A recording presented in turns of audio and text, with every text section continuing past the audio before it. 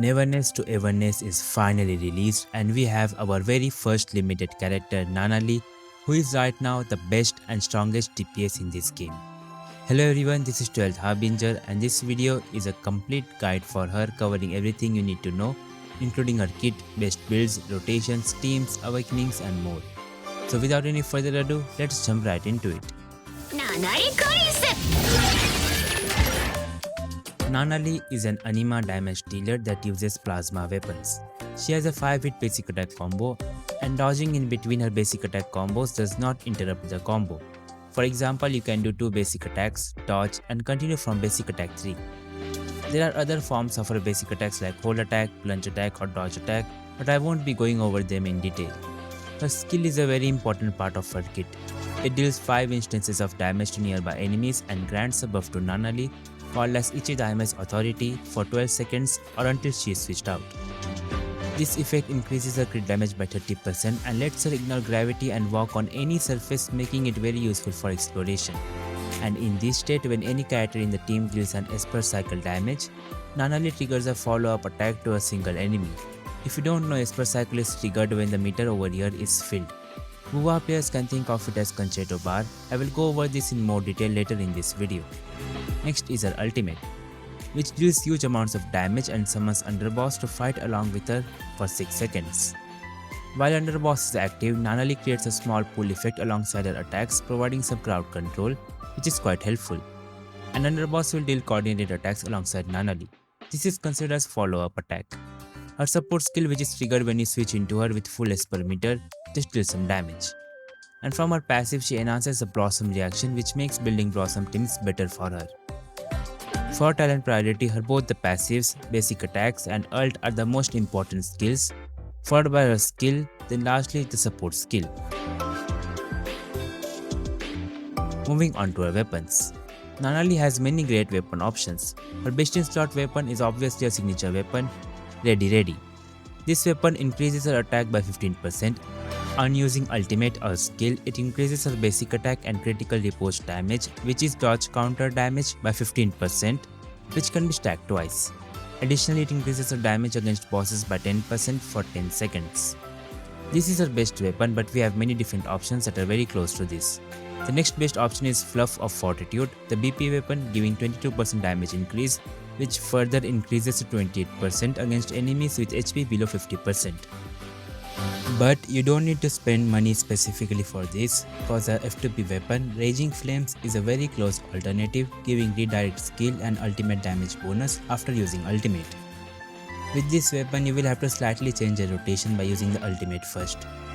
You can get this weapon for free by defeating the Headless Rider. Ora, an A rank weapon, if you have it at max refinement, is the next best option, giving up to 36% basic attack damage bonus. And another close alternative is the Song of the Whale, giving attack percent and damage increase against broken enemies. It also provides some additional heals if a broken enemy is defeated. All these weapons are very close. If you are just starting out, just use any attack percent weapon as placeholder. Moving on to her cartridges. The best cartridge set for her is Fireflies and the Forest. This set is tailor-made for anima DPS characters. Its 2-piece gives 10% anima damage, and from the 4-piece effect, it gives up to 56% crit damage increase. For other alternatives, you can use the Shadow Crit, giving up to 35% attack increase. The Lost Radiance is also good for the 25% defense ignore. You just need to use the ultimate first.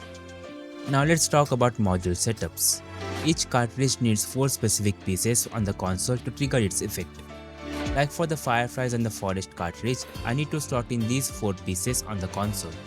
After completing the set, we still have remaining spots. Each character gets buff for a specific type of module equipped. In Nanally's case, she gets crit rate increase for each type 2 module equipped. So in the console, we fill in the required cartridge pieces, and the remaining gaps is filled with the 4 pieces of type 2 modules. Now let's talk about the stats. Each cartridge has one main stat and 4 substats. For the main stat on Nanally's cartridge, the best stat is anima damage bonus, but if you cannot get it, you can use crit damage, attack percent or crit rate piece. And for modules, they have a fixed stat of attack and HP and 4 substats. For substats, look for crit rate, crit damage, attack percent, damage percent and flat attack. For her ideal endgame stats, aim for 85% plus crit rate, 100% plus crit damage, 2200 plus attack, and 47.5% plus anima damage. Before moving on to the team comps, let me briefly explain Esper cycles as they are important for team building. Espers are basically elements, and you can trigger reactions by triggering support skills called as Esper cycle. As I explained earlier, support skills are triggered when the Esper meter over here is filled. It gets filled by most of the attacks, but it is instantly filled through parries, so parrying attack is very important. Some characters can also fill the meter instantly, like the MC can fill it with their skill. If you look over here, each element reacts to the one adjacent to them. Triggering any Esper cycle grants different effects. You can also trigger 3 element reactions which trigger additional effects. When the meter is filled, there is a very clear indicator of it. So now that we know about Esper cycles, let's move on to Nanally's team comps. Nanally, being an anima, can trigger 2 reactions, Blossom and Hext. Let's first look at the characters she synergizes with. One of the best hybrid characters to use in most of the teams, the MC Zero, is a perfect pair for Nanally as well.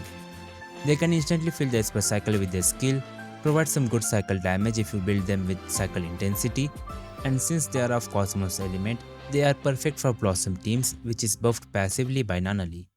Another great option is G1, enhancing the Blossom reaction, allowing for more damage from Esper cycle, and is also great for AoE contents as she can guide her enemies with her skill.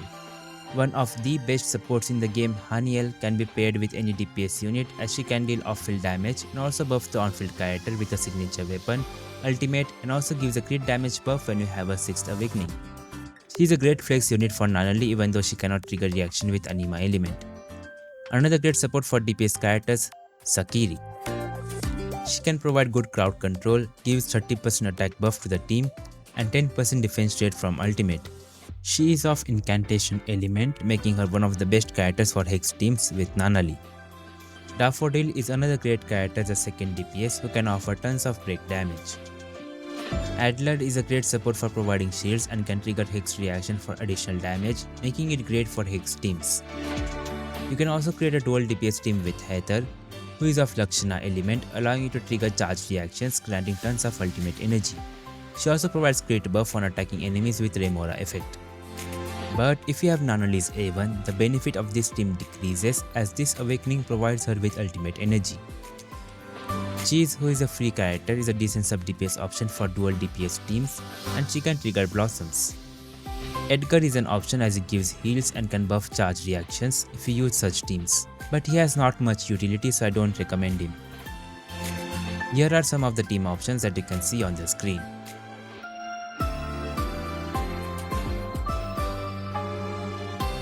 Moving on to our rotations. Just a small note, if you are enjoying this video so far, do consider supporting my channel by liking the video and sharing it. Also let me know in the comments which card you would like to see next. Click the subscribe button to stay tuned. Her rotation is very simple. After getting the support buffs, we start with a skill and then ultimate for the buff, or use the ultimate first then the skill if you are using Raging Flames weapon or the Lost Radiance cartridge. Then spam her basic attacks. Then just spam her basic attacks till the Ichi Daime buff runs out. Ideally by now, her Esper cycle will be filled and you can quickly trigger a reaction like Blossom or Hex depending on your team. For example, you can switch to Zero, then use the MC's skill and trigger Blossom again by using Nanally's support skill. When the ultimate is ready, again repeat the same rotation with skill then ultimate or vice versa. When the Esper cycle meter is filled, swap to the next character to trigger reaction like Blossom or Hex depending on your team, and then refresh your support skills and repeat the same rotations. Using the skill and ultimate together allows her to maintain the Ichi Daime authority state with underboss, dealing very high damage. Try not to get interrupted during her normal attacks while in her ultimate window, as that leads to a huge damage loss. Here is a very useful info if you want to spend on this game. There is a site that has saved me a lot of money when I spend on gacha games, and you can also enjoy amazing discounts when spending on NTE, and that site is Lootbar, the most affordable and safest trading platform on the market. Lootbar provides a lot of discounts for many different games other than NTE like WoWa, Genshin, Enfield, with an additional 10% off for new users. You can just compare the prices here and know how affordable the platform is. The procedure is also very simple, which you can understand simply by reading the steps. Loot Bar has a high score of 4.9 on Trustpilot and has received tens of thousands of reviews, which is enough to show that the service is safe and effective.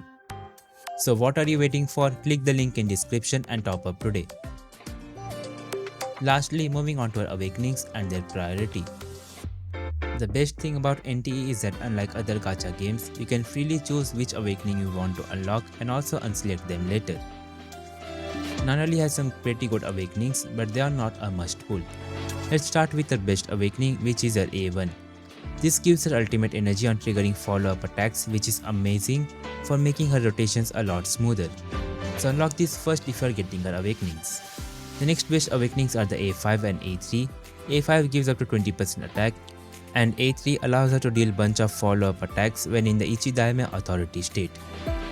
The A4 is the next best option, increasing the underboss damage, followed by the A6, which extends Ichidaime state's duration, and lastly the A2, increasing the duration of underboss, which works well with the A4. So overall, Nanally is currently the best DPS in the game with very easy rotations, F2P weapon options, multiple team options making her very flexible. She can also walk on walls, which is very useful for exploration. However, if she gets interrupted during the burst window, it leads to huge damage loss, but you can minimize it by learning how to dodge. So what are your thoughts on Nanally and what is the main reason you pulled her? And which build guide would you like to see next? Let me know in the comments. And that's all for this video. Don't forget to like and share the video and subscribe for more NTE content. Join my Discord server to hang out with other players, discuss various strategies or solve your queries. And thanks for watching.